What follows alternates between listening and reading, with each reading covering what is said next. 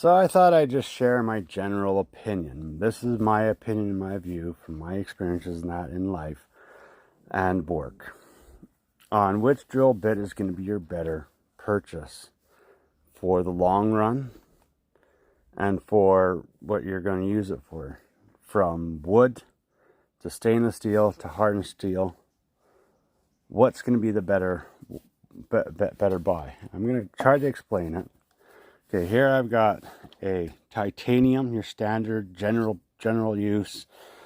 Titanium to me are garbage. They're trash. They're not worth investing in. You buy them for $34 and that's $36. Spend a couple dollars more and you can get a better set. Now we've got the cobalt. Now cobalt is great for hardened steels. Sucks for aluminum, stuff like that. It's not a general purpose bit. It's a bit that's primarily for hardened steel. But the problem with them is they're brittle. They're very brittle. So you can't, like, they're very prone to breaking. That they're extremely brittle. They're great for if you're doing nothing but hardened steel and stainless steel. They'll be great for that. But a good black oxide, like the Viking Norseman or Jet, and that a good hardened black oxide that's been properly treated, and you can also get black oxide that have been cryo treated.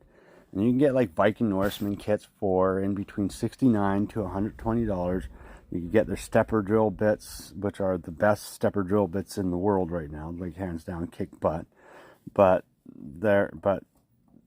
just a good old-fashioned black oxide is going to be your best option. It's going to be a good investment. Spend at least $80 to $100 on a drill bit set. The cheaper the price is, like the DeWalt's and that, these things here, garbage. These, in most part, you don't need them. You don't need the cobalt. For the most part, you don't really need cobalt. Your general use.